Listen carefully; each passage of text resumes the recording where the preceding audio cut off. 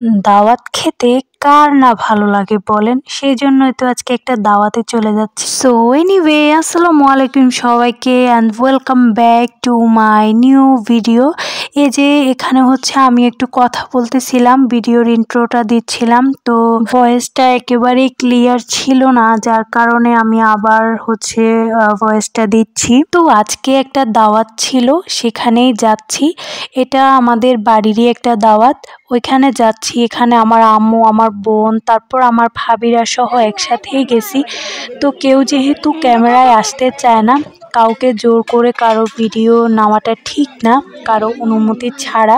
তো আমি ওই জন্য কারোর কোনো ভিডিওই নিই নাই। আর হচ্ছে অনেক মানুষ ছিল বাবা, আমার কাছে অনেক লজ্জা লাগে মানুষের সামনে ভিডিওটা করতে। কিন্তু খাবারগুলো অনেক মজা ছিল, অনেক মজা ছিল। আলহামদুলিল্লাহ, আমরা সবাই খুবই মজা করে খেয়েছি।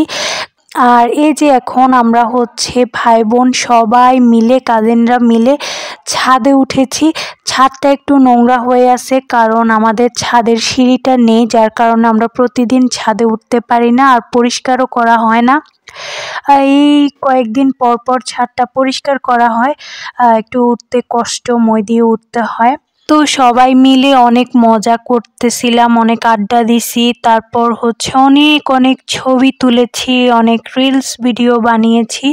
সবাই হচ্ছে সবার কাহিনী সেম, কার পিকচার কে তুলে দেবে এরকম একটা অবস্থা হয়ে গেছে, সবাই হচ্ছে সিরিয়াল লেগে গেছে। এখন আপনাদেরকে একটা জিনিস দেখাই। এই যে দেখেন, গাছটা কিন্তু একেবারে মরা বললেই চলে। কিন্তু এই গাছেই একটা ছোট্ট পেঁপে পেকে পুরো হলুদ হয়ে গেছে। হ্যাঁ, আর এই পেঁপেটার বিশেষত্ব হচ্ছে এই পেঁপের ভিতরে পুরো লাল বর্ণের হয়ে যায়, খেতেও কিন্তু অনেক মিষ্টি থাকে। এই যে দুপুরে যেহেতু আমাদের দাওয়াত ছিল, কিন্তু রাতে তো আর দাওয়াত নেই, তাই না? তো রাতের জন্য তো রান্না বান্না করতে হবে কিছু।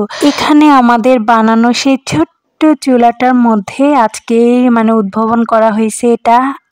আজকে রান্না বান্না দিয়ে শুরু হয়েছে। তো এই যে এখানে ভাত রান্না হচ্ছে, তারপর হচ্ছে একটা তরকারি রান্না হবে। তো এটাই আপনাদের সাথে শেয়ার করতেছিলাম।